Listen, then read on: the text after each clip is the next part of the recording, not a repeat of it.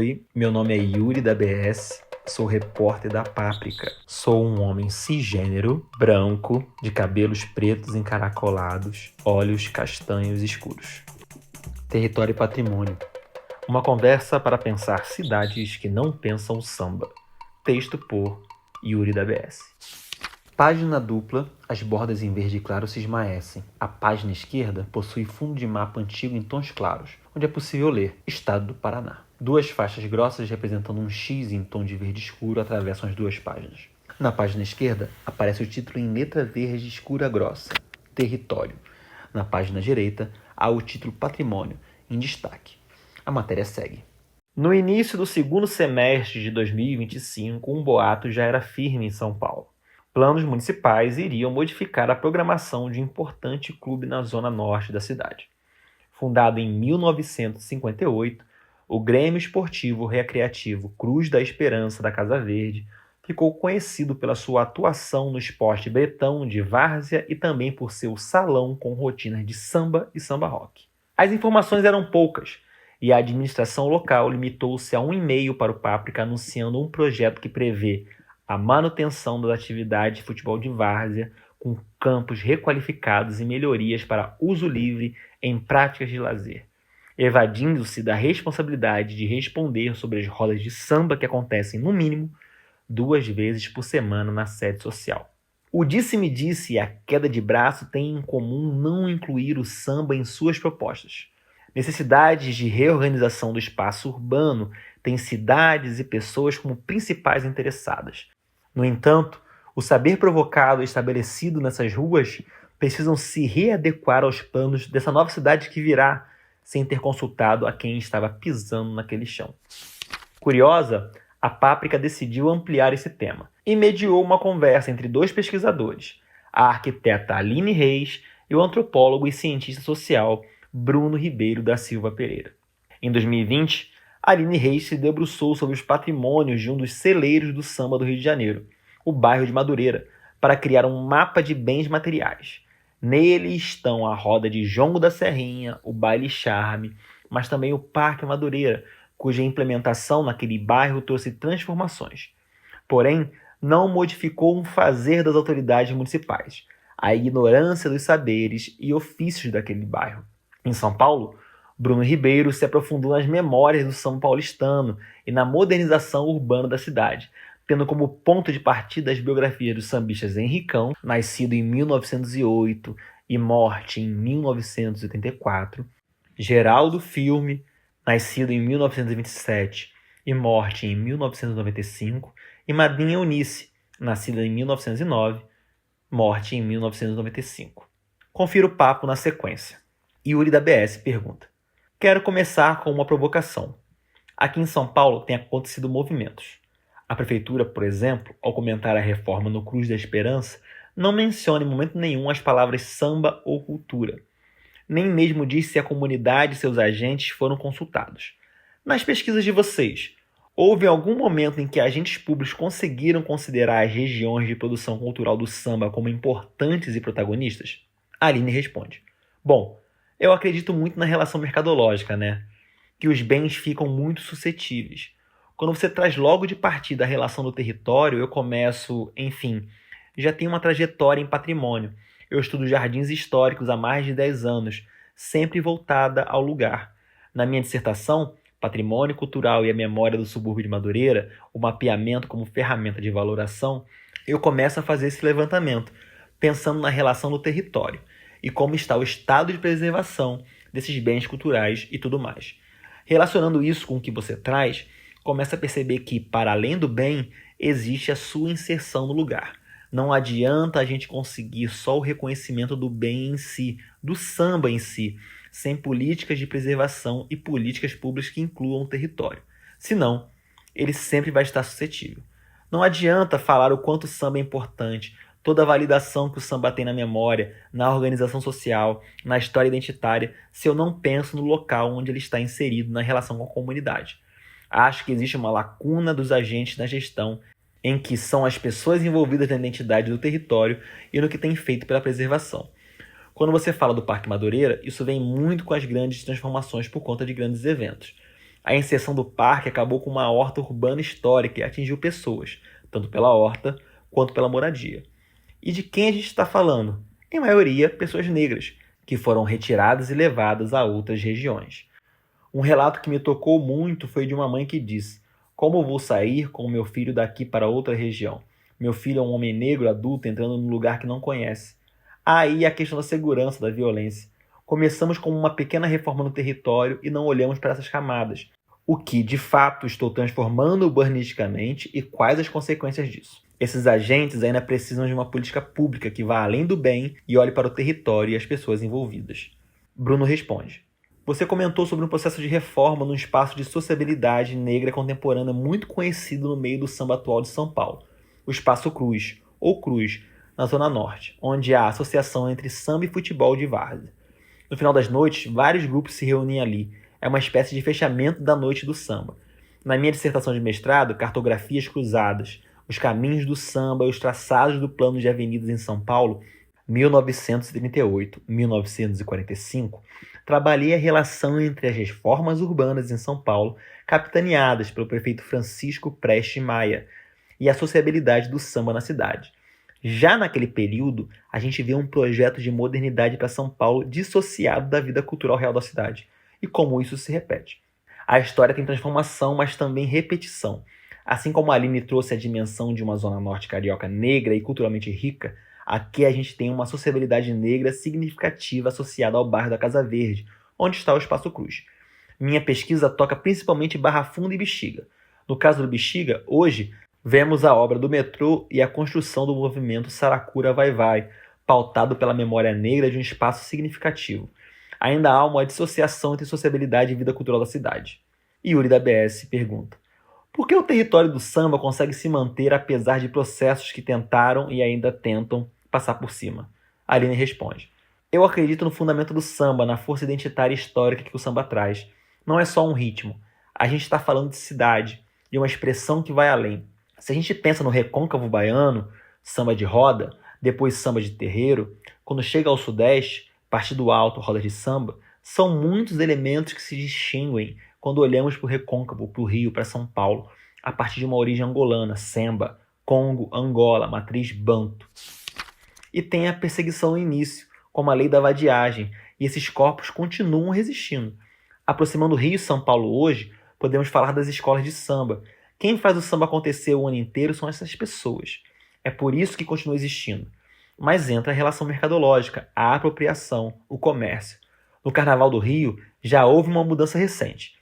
Mais um dia de desfile, alteração dos horários das escolas. Isso muda a dinâmica da alegoria do desfile. Um é às 22 horas, outro às 4, 5 da manhã, com o dia amanhecendo.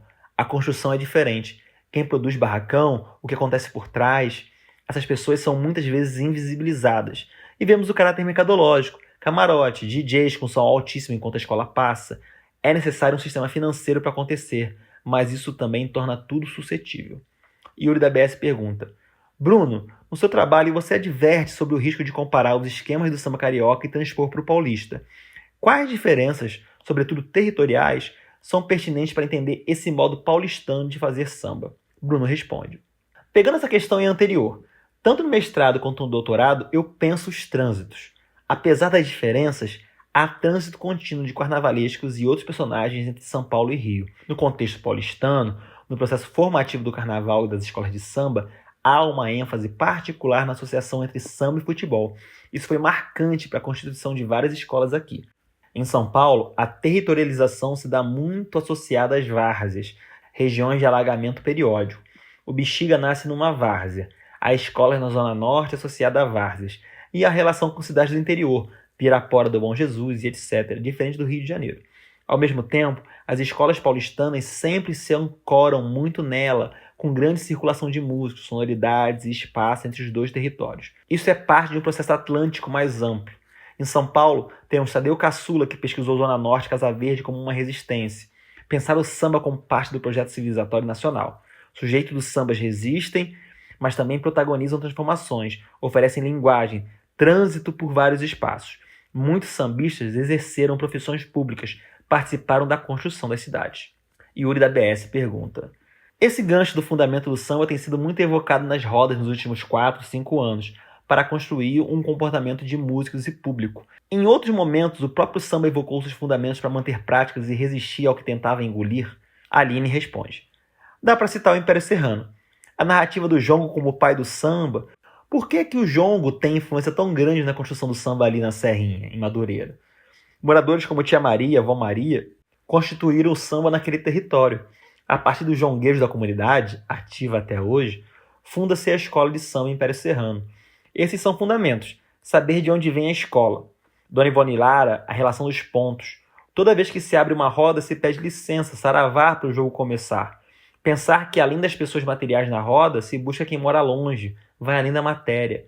E não estamos falando de religião em si, mas de religiosidade, de reconhecimento de quem veio antes, presente na roda. Yuri da BS pergunta, Aline, você falou do jongo. No Rio houve algum momento em que a cidade teve cuidado ou respeito não mercadológico com o samba? Aline responde, acho difícil. O que temos hoje é o dossiê do samba do Rio de Janeiro com as 3 matrizes do samba patrimonializadas, Partido Alto, Terreiro, Enredo. E o jongo do Sudeste é patrimônio pelo IPHAN, Instituto do Patrimônio Histórico e Artístico Nacional. Só que ainda hoje, para conseguir investimento, a maioria passa por editais de fomento. Eu sou reconhecido enquanto patrimônio do Brasil, mas tenho que disputar edital. Muitos jongueiros falecem sem ter sua aposentadoria reconhecida, sem investimento que dê qualidade de vida e perpetuação para novas gerações. Há fragilidade. De um lado, reconhecimento, do outro, como manter isso efetivo? Bruno responde. Voltando à ideia de fundamento. Tanto a minha dissertação quanto o meu doutorado tratam de como o samba interagiu ou protagonizou um processo de modernidade e modernização. Por exemplo, a família estendida é um fundamento afrodiaspórico, valorizado nas rodas e na construção de espaços. Retomando o gancho do Espaço Cruz, muitas rodas contemporâneas em São Paulo e no Rio organizam uma sociabilidade negra da classe média. Pessoas negras com sucesso recente, acesso a bens culturais e capitais, constroem esses espaços e interagem com vários sujeitos. É um espaço de consumo relevante para a manutenção e reprodução social. Os tensionamentos nas rodas têm um componente racial muito evidente, ligado a um processo de mobilidade negra dos últimos anos. Voltando ao doutorado, quadro e coleções de um artista em trânsito, Henricão, e as faces do Brasil moderno na década de 30, 40 e 50, acompanham o Henricão. Ele nasce no interior de São Paulo, vem para São Paulo, funda o Vai Vai, depois vai para o Rio, interage com o cantor e compositor Taúfo Alves. Existe um sistema radiofônico de direitos autorais no Rio que contribui para a consolidação de uma classe média negra carioca. Esses sujeitos se ajudam. Há troca, reconhecimento racial, construção de sociabilidades em São Paulo e Rio de Janeiro. E em diferentes momentos, houve falta de reconhecimento do samba, mas também acessos a espaços fundamentais e construção de políticas públicas e lógicas institucionalizadas de valorização. Por exemplo, o processo de oficialização das cores das escolas de samba em São Paulo e a sociabilidade de sujeitos que tiveram sucesso. Isso precisa ser considerado. Yuri da BS pergunta, enquanto você falava, pensei em sambas que cantam isso, como Desfecho Cruel, Rodolfo Gomes, Toinho Melodia, Ricardinho Laria e Despejo na Favela, Adoniran Barbosa. Também achei uma menção que remonta à remoção na favela da Praia do Pinto, em torno da Lagoa Rodrigo de Freitas, removida a partir do plano da cidade, com ligação com especulação imobiliária. Um trecho do Jornal do Brasil relata que os moradores ainda não tinham sido informados. O próprio jornal informou a dona Jerusa, presidente da Independente do Leblon e moradora há mais de 30 anos, que teria que se mudar para Jacarepaguá. Ela ameaçou parar de sambar caso fosse despejada, gerando alvoroço. Houve resistência. Eu moro aqui há 23 anos e já nasci ouvindo falar que a favela vai acabar. Diante desse cenário abrupto, como pensamos o presente? Se hoje as cidades não removem daquele jeito, ainda há terreiros, rodas, produções de saber do samba em disputa. Como vislumbrar uma conversa melhor entre poder público e a produção de saber da população? Aline responde. Eu acredito em ter essas pessoas na tomada de decisão. Esqueci de falar da relação do mestre Dacir com o samba e a construção do samba quando o Bruno traz a família estendida. Na constituição do samba, escola ou grupos que ocupam as ruas, não há só produção musical. Existem instrumentos e ferramentas que muitas vezes o Estado não alcança e eles fazem para o território, sócio-jurídico, educação até saúde. Muitas escolas têm trabalhos comunitários. Eu sou esperançosa. É por isso que a gente faz pesquisa e ciência, para que nossas pesquisas se tornem ferramenta política. O trabalho dessa conversa no Páprica, de trazer nossos trabalhos e de outros, o quanto a gente está tendo conhecimento a partir dos territórios. O Leblon é super hierarquizado, classe alta dominante.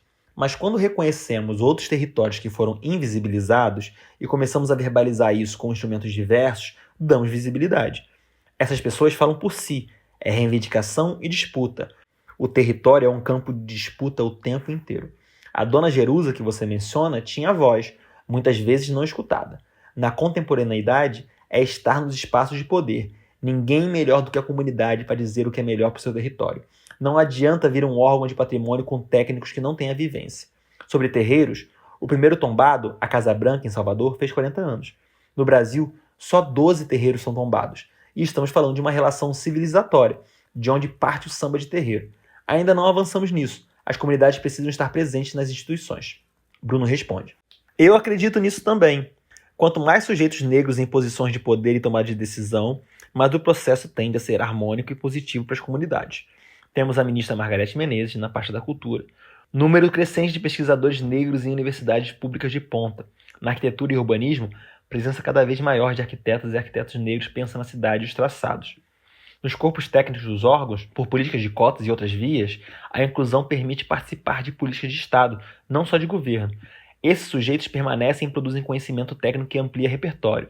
A Aline comentou da patrimonialização das matrizes do samba de terreiro, partidual do enredo. Em São Paulo tivemos, por exemplo, o processo de patrimonialização do samba. Foi um processo com participação de grupos negros e também de técnicos negros e negras. Quanto mais as estruturas de poder forem compartilhadas por sujeitos que representem a matriz populacional brasileira de forma equitativa, mais teremos um processo harmônico para o conjunto da sociedade. Essa é a minha perspectiva. Yuri da BS finaliza. Vou deixar que vocês encerrem esse papo. Aline responde. Pensar os territórios negros como precursores do ordenamento territorial a partir dos bens culturais é primordial para avançarmos em políticas de preservação e numa cidade mais justa, em que nossos bens possam perpetuar para as próximas gerações. Bruno responde. Do papo de hoje, me parece fundamental pensar o samba como parte de um projeto civilizatório, da modernidade.